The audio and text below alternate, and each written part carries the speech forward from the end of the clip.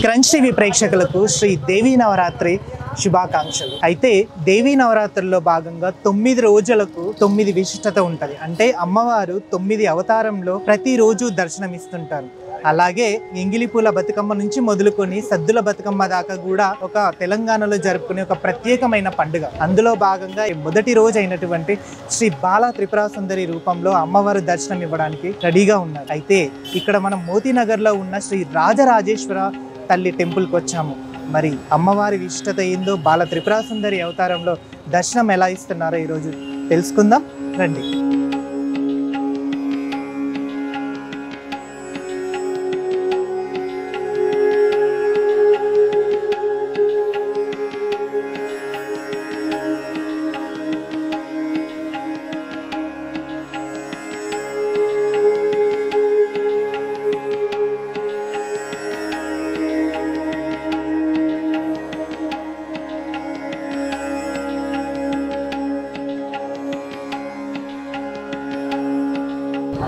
మొదటగా ఏ పూజ చెయ్యాలన్నా, ఏ కార్యాన్ని తలపెట్టాలన్నా కూడా మొదటగా పూజించేది మన వినాయకుడికి. వినాయకుడు అంటే సర్వ లోకాలకు కానీ, సర్వాధ్యక్షునికి కానీ, ఘనాధ్యక్ష పదవికి కానీ అర్హులైనటువంటి వినాయకుడికి పూజ చేస్తే సకల సౌభాగ్యాలు, ఆయుర ఆరోగ్యాలు, ఏ కార్యం తలపెట్టినా కూడా విఘ్నాలను పాపే వినాయకుడికి. అయితే మనం పూజించే ఏ కార్యమైనా సరే కానీ మొదటగా పూజించే వినాయకుడికి చేస్తే ఏ కార్యమైనా సక్సెస్ఫుల్గా అంతటి విజయాన్ని చేకూరుస్తారని చెప్పేసి నమ్ముతారు. అందుకే ప్రతి కార్యంలో వినాయకుడికి చిన్న బ్రొటన వేలంతా సైజులో పెట్టుకొని వినాయకుని పూజించడం అనాదిగా వస్తున్న ఆచారం. అయితే దేవీ నవరాత్రుల్లో భాగంగా కూడా ఈ రోజు మొదటగా బాల త్రిపుర సుందరి రూపంలో అవతారం ఇస్తున్న అమ్మవారిని దర్శించుకోవడానికి ముందు వినాయకుని దర్శించుకోవడం చాలా ప్రత్యేకత. ఇదిగోండి వినాయకుడు.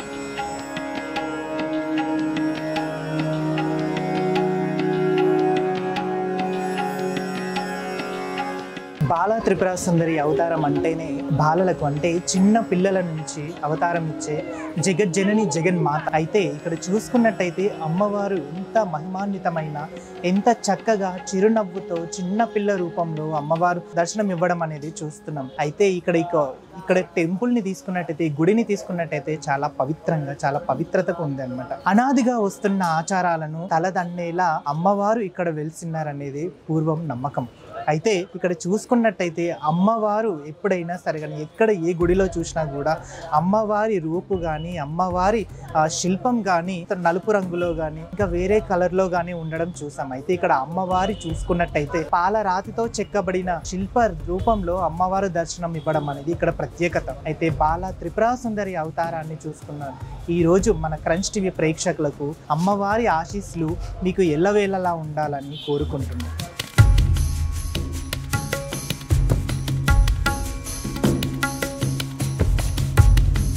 ముల్లోకాల నేలే ముక్కంటి శరణన్న వారికి శరణు తవించే మన 3 కన్నుల శివుడు.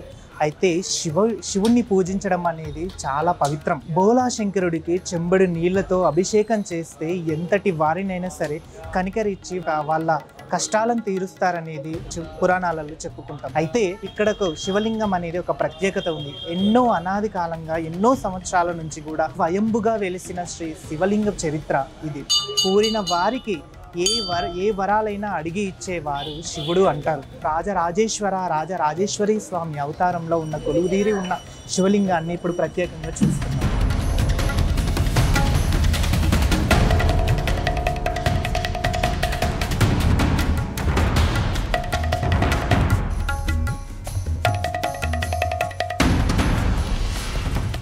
శ్రీ దేవీ నవరాత్రులలో, శరన్నవరాత్రులలో భాగంగా మనతో పాటు మాట్లాడడానికి నితిన్ శర్మ గారు మనతో పాటు ఉన్నారు. వారిని అడిగి మిగతా విషయాలు తెలుసుకుందాం. శర్మ గారు నమస్తే అండి. శ్రీరామండి. ఎలా ఉన్నారు? మేము బాగున్నామండి. మీరు బాగున్నారా? సంతోషం.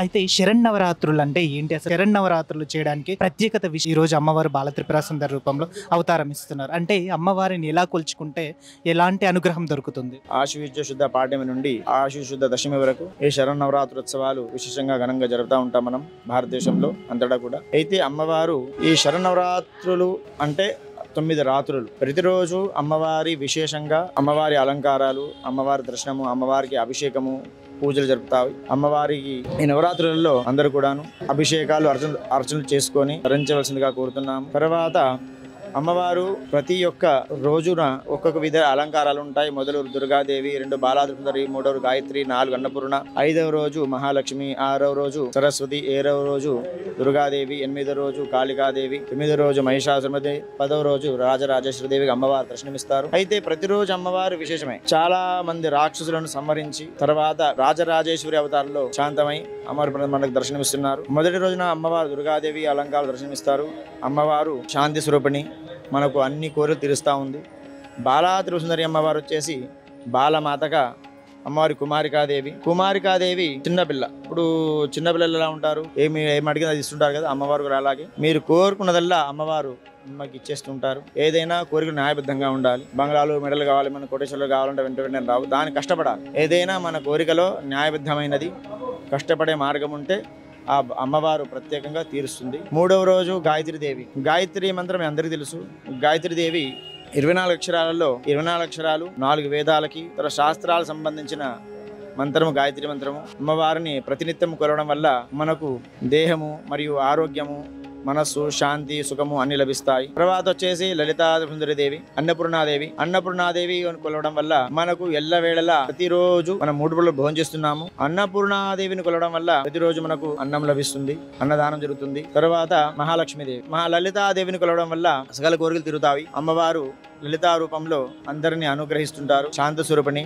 తర్వాత లక్ష్మీదేవి ధనరూపిణి, ధాన్యరూపిణి, ఐశ్వర్యరూపిణి, అన్ని రకాలుగా అష్టలక్ష్ములు. మనకు జీవితంలో ఏమేమి కావాలి అనుకుంటే అన్ని ఆ లక్ష్మీ అమ్మవారు ఇస్తుంటారు. ఐశ్వర్యం ఈశ్వరాదిచ్చేది. ఐశ్వర్యం కావాలంటే ఈశ్వరుని ప్రార్థించాలి, మోక్షం కావాలి అంటే శివుని ప్రార్థించాలి. లక్ష్మీ అమ్మవారు సంతానము, ధనము, ధాన్యము, సౌభాగ్యము మరియు అన్ని విధాలుగా అమ్మవారు అనుగ్రహిస్తారు. తర్వాత దుర్గాదేవి మీ గురించి ప్రత్యేకంగా చెప్పనవసరం లేదు. మహిషాసురమర్దిని అనేసరికి అమ్మవారు అనేక మంది రాక్షసులను సంహరించి తర్వాత ఆ శివుడు ఆ అమ్మవారిని శాంతింపజేసి తర్వాత అమ్మవారిని 10వ రోజున రాజరాజేశ్వరిగా పట్టాభిషేకం చేసి 10వ రోజు మనకు అమ్మవారు రాజరాజేశ్వరి అమ్మవారి రూపం దర్శనమిస్తుంటారు.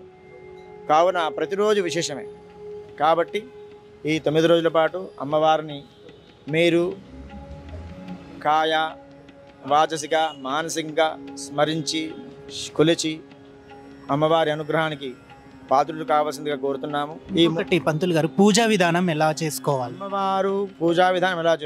అమ్మవారికి ప్రత్యేకంగా ఉదయం ఆలయంలో అయితే సంకల్పము, అభిషేకము, అర్చన జరుగుతాయి. మీరు ఇళ్లలో అమ్మవారి దీక్ష తీసుకొని చేసుకోవాలి అనుకుంటే ప్రత్యేకంగా సంకల్పము, అమ్మవారికి ఒక అమ్మవారి చిత్రపటము, తదుపరి కలశ స్థాపన చేసి అమ్మవారికి ఆ కలశంలో మహాకాళి, మహాలక్ష్మి, మహాస్వరూపిణి, త్రిగుణాత్మిక అమ్మవారి నవదుర్గను ఆవాహన చేసి కలశ స్థాపన చేసుకోవాలి. అఖండ దీపారాధన చేసుకోవాలి. అమ్మవారికి అభిషేకము, అర్చన జరిపించుకోవాలి. మంగళహారతి, నైవేద్యం జరిపించాలి. ఇది ప్రతిరోజు చేసుకోవచ్చు. అయితే ఇప్పుడు దుర్గాదేవి దీక్షను తీసుకునే వాళ్ళు పాటించవలసిన నియమాలు ఏమన్నా ఉంటాయా? దుర్గాదేవి దీక్ష నియమాలు మొదటి రోజున ఎక్కడైనా సరే ఆలయంలో సంకల్పం చేసుకుని మేము ఇన్ని రోజులు అనగా 9 రోజులు గాని, 11 రోజులు గాని, 21 రోజులు గాని, 27 రోజులు గాని, ఒక మండలము 41 రోజులు గాని దీక్ష సంకల్పం చేసుకోవాలి. తదుపరి వస్త్రధారణ, అమ్మవారి వస్త్రధారణ, ఆ మాలలు వేసుకోవాలి. తదుపరి దీక్ష నియమాలు వచ్చేసరికి ఏకభుక్తము అంటే ఒక్క పూట భోజనం చేయాలి. ఉదయము చాలా మంది టిఫిన్లు అనగా ఇడ్లీలు, దోశలు, వడలు, బోండాలు అవన్నీ తింటా ఉంటారు. అవి పనికిరావు. ఏ దీక్షలో అయినా సరే, అమ్మవారి దీక్షలో కానీ, అయ్యప్ప దీక్షలో కానీ, మీరు ఏ దీక్ష తీసుకున్నా సరే ఉదయం టిఫిన్ అయినసరికి పాలు, పండ్లు, పదార్థాలు తీసుకోవాలి.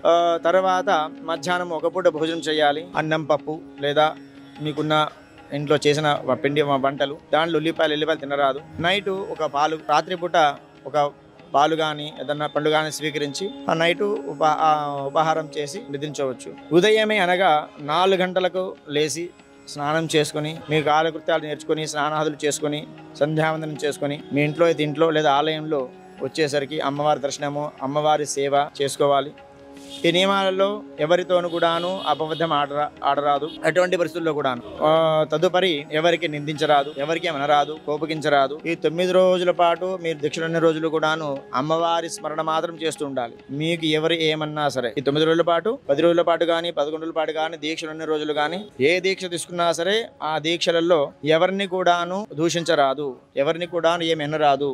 అది అనడం వల్ల ఏమవుతుంది అంటే అది తిరిగి మనకే వర్తిస్తుంది. దానికి పాపానికి మనమే భరించాలి, ఎవరి భరించడానికి రాదు. ఈ 9 రోజుల్లో వీలైతే దాన ధర్మాలు చేసుకోవచ్చు, అన్నదానాలు చేసుకోవచ్చు. ఇంకొకటి శర్మ గారు, అయితే ఇప్పుడు దేవీ నవరాత్రుల్లో భాగంగా కొంతమందికి ఆటోమేటిక్గా కొన్ని అనివార్య కారణాల వల్ల అంటే ఏదైనా మరణ వార్త కానీ ఏది కానీ వినాల్సి వస్తుంది. ఆ టైంలో దీక్షలో ఉన్న వాళ్ళు ఏమైనా చేయొచ్చా? ఆ రోజున ఆ దీక్ష విరమించాలి. ఆ రోజునే తెలిసిన వెంటనే అక్కడ ఇంట్లోనే ఆ మాలలు తీసేసి వేరే వస్త్రాలు ధరించి ఆ మీ యొక్క బంధువర్గం దగ్గరికి వెళ్ళిపోవాలి. అంటే విరమించాలి. మళ్ళీ ఇప్పుడు వేయకూడదు, నెక్స్ట్ ఇయర్ కానీ ఇప్పుడు వేసుకోవచ్చు. ఇంకోటి, అమ్మవారిని స్మరించేటప్పుడు ఏదైనా మంత్రం ఏమన్నా ఉంటుందా? అదొక్కసారి మా కోసం చెప్తారు. అమ్మవారిని స్మరించేటప్పుడు అమ్మవారు చాలా నామాలు ఉన్నాయి. మీకు అమ్మవారు కొందరికి దుర్గాదేవి ఇష్టము, కొందరికి లలితా త్రిపురసుందరీదేవి ఇష్టము, కొందరికి మహాలక్ష్మీదేవి ఇష్టము. మీరు ఏ విధంగా కొలిచినా అమ్మవారికి చెందుతుంది. మీకు నిత్యము ఓం దుర్గాయ నమః అని జపం చేయండి, ఓం మహాలక్ష్మి నమః అని జపం చేయండి. ఇట్లా మీకు నచ్చిన అమ్మవారిని నచ్చిన రూపాలు దర్శనం చేసుకోవచ్చు, స్మరించుకోవచ్చు, జపం చేసుకోవచ్చు, అమ్మవారి మనస్ఫూర్తిగా ధ్యానం కూడా చేసుకోవచ్చు. ఇంకొకటి తీసుకున్నట్టయితే కొంతమంది ఇంట్లో పీఠం పెట్టుకుంటారు, అంటే అమ్మవారి చిత్రపటం కానీ తర్వాత కలశ స్థాపన కానీ పెట్టుకుంటారు. అలా ఉన్నప్పుడు బయటికి వెళ్ళే అంటే ఎటువైనా ఊరికి వెళ్ళేది కానీ అది ఏమన్నా ఉంటే వెళ్ళొచ్చా వెళ్ళకూడదు? దీక్ష నియమాలలో మన ఊరు దాటి ఎటు వెళ్ళరాదు. ఒకవేళ వెళ్ళినా సరే ఆ సాయంకాలం వచ్చేసి మళ్ళీ అమ్మవారి దర్శనం చేసుకొని ఇక్కడ సాయంకాలం స్నానం చేసి పూజ చేసుకోవాలి. మన పొలిమేరను దాటి నైట్ ఉండరాదు. ఒకవేళ ఉండాల్సిన పరిస్థితి వస్తే వెళ్ళడానికి లేదు. అందుకే దీక్ష తీసుకుంది. మీరు దీక్ష తీసుకున్నారు. మీరు ఒకే దగ్గర ఉండి ఒకే పూట ఒకే భోజనము ఒకే దగ్గర ఉండి ఒకే చోట ఉండి మేము పూజ చేసుకుంటాము కదా. మీరు దీక్ష తీసుకున్నారు కదా, మరి మేము ఆ ఊరికి వెళ్ళాలి ఈ ఊరికి వెళ్ళాలి అంటే దీక్ష తీసుకుంటే మా సంకల్పం చెప్పుకోవాలి. నేను ఫలానా చోటకి వెళ్ళాలి. ఆ సంకల్పంలో మీ నియమాలు ముందే చెప్పేసుకోవాలి. ఫలానా నేను వేరే ఊరికి వెళ్ళాలి, ఫలానా దగ్గరికి వెళ్ళాలి, నేను ఫలానా దగ్గరికి వెళ్ళి మీరు డాక్టర్లు అయ్యారనుకోండి, డాక్టర్లు వాళ్ళకి కంపల్సరీ వెళ్ళవలసి వస్తుంది. వాళ్ళు వెళ్తారు. అత్యవసర పరిస్థితులలో ఎవరికైనా సహాయం చేయడానికి వెళ్ళవచ్చు. వాళ్ళ ప్రాణాయ పరిస్థితుల్లో ఉంది, సహాయం చేయడానికి వెళ్ళవచ్చు. అంతేగాని ఏదో నేను ఆ ఊరికి వెళ్తాను ఏదో కాలక్షేపానికి అయితే వెళ్ళరాదు. అత్యవసర పరిస్థితులు మాత్రమే వెళ్ళవచ్చు. అక్కడ ఏదైనా ఆలయం ఉంటే ఆలయంలో దర్శనం చేసుకొని సాయంకాలం జపం చేసుకొని అక్కడే నిద్రించి మరుసటి ఉదయం రావచ్చు. వీలైతే ఆ సమయాన్ని ఇంటికి వచ్చేయచ్చు సహాయం చేసిన తర్వాత. ఈ 9 రోజులలో పాటించవలసిన నియమాలు చెప్పారు, తర్వాత అమ్మవారిని ఎలా కొలుచుకోవాలని చెప్పారు. అంటే అమ్మవారికి తగ్గ ఫలితాలు కానీ ఎలా ఉంటాయి? కర్మానుబంధిన మనుష్యులోకే మీ కర్మకి అనుసారంగా ఆ యొక్క ఫలం అనేది లభిస్తుంటుంది. అయితే మీరు ప్రతిరోజు అమ్మవారిని కాయిక వాచసిక మానసికంగా స్మరించండి. మీకు అడిగిందల్లా ఇస్తుంది. అంటే అది న్యాయబద్ధమైతే ఇస్తుంది. భగవంతుడు కానీ అమ్మవారు కానీ మీకు ఏ సమయాలలో ఏమి ఇవ్వాలనుకో అదే ఇస్తుంది. నాకు ఈరోజు మెర్సిడెస్ బెంజ్ కావాలంటే బెంజ్ వస్తుందా? రాదు. మీరు కష్టపడితే బెంజ్ దగ్గర మీరు కష్టపడితే వస్తుంది. అంతేగాని కోరికలను మనము మన యొక్క శక్తి అనుసారంగా మనకు అమ్మవారు ఎప్పుడు ఏది కలిగించాలో అదే ప్రాప్తిస్తుంది. చివరిగా ఒక ప్రశ్న శర్మ గారు, అయితే ఇక్కడ అమ్మవారిని చూస్తున్నాం. ప్రతి గుళ్ళల్లో అమ్మవారు విగ్రహ రూపంలో నల్ల రూపంలో కానీ ఇక్కడ చూసుకున్నట్టయితే పాలరాతి రూపంలో అమ్మవారు దర్శనం ఇస్తున్నారు. అసలు ఈ గుడి ప్రత్యేకత ఏంది? మీరు ఎన్ని సంవత్సరాల నుంచి ఇక్కడ అమ్మవారికి సేవ చేస్తున్నారు, పూజ చేస్తున్నారు? ఈ గుడి చాలా పురాతనమైనది. దగ్గర ఈ ప్రాంతము ఒక 50 సంవత్సరాల నుంచి 100 సంవత్సరాల మధ్య పురాతనమైనది ఆలయం. ఇక్కడ ఆంజనేయ స్వామి కూడా చాలా పురాతన ఆంజనేయ స్వామి. ఇక్కడ హనుమాన్ టెంపుల్ అంటారు. ఇక్కడ హనుమాన్ దేవస్థానంలో విఘ్నేశ్వరుడు, తర్వాత రాజరాజేశ్వరుడు, తర్వాత హిమదుర్గాదేవి, కనకదుర్గాదేవి మొదలు అమ్మవారు చిన్న విగ్రహం ఉండేది. మీరు చూసి ఉంటారు. అమ్మవారి పక్కన చిన్న విగ్రహం, నల్ల విగ్రహం ఉండేది. తర్వాత అన్ని చోట్ల ఈ నల్ల విగ్రహాలే ఉంటాయి. ఎక్కడ చూసినా కానీ అమ్మవారి పసుపు అలంకారంలో ఉంటారు. కాకపోతే హిమము అంటే మంచు, అంటే చల్లదనము. ఇంకొకటి అమ్మవారు హిమదుర్గం అంటే వైట్ స్టోన్, మార్బుల్ అంటారు మనం. ఆ స్టోన్లో అమ్మవారిని చెక్కబడడం జరిగింది. అమ్మవారిని హిమదుర్గాదేవి అంటే అమ్మవారు తెల్లగా ఉంటారని చెప్పేసి, హిమము అంటే వైట్, తెల్లగా ఉంటారు. అన్ని చోట్ల అన్ని రకాలుగా ఉంటాయి. ఇలాంటి విగ్రహం ఎక్కడ లేదు దాదాపుగా. చాలా చోట్ల మీరు చూసినా కానీ మీరు చార్మినార్లో భాగ్యలక్ష్మి అమ్మవారు కూడా ఈ అలంకారాలు ఉంటారు దాదాపుగా. ఇలాంటి ఆలయాలు చాలా తక్కువగా ఉంటాయి. హిమదుర్గాదేవి అనేది, హిమదుర్గా అంటే చల్లని తల్లి, అట్లాగే చాలా పురాతనమైనది. కాకపోతే ఆ విగ్రహం చిన్నగా ఉండేసరికి అంటే భక్తులందరూ సహకరించి పెద్ద విగ్రహాన్ని పునఃప్రతిష్టాపన చేసి అమ్మవారిని హిమదుర్గాదేవి వైష్ణవులో తీసుకొచ్చుకోవాలని చెప్పేసి వాళ్ళు కోరుకున్నారు. అమ్మవారు స్థాపన చేశారు కూడా కొన్ని సంవత్సరాల క్రితం ఇది కూడా జరిగింది. చివరిగా మా కోసం ఒక ఏదైనా చక్కటి శ్లోకం చెప్తారా? సర్వరూపే సర్వేషే సర్వశక్తి సమన్వితే భయేభ్యస్త్రాహిణో దేవి దుర్గే దేవి నమోస్తుతే. Thank you so much.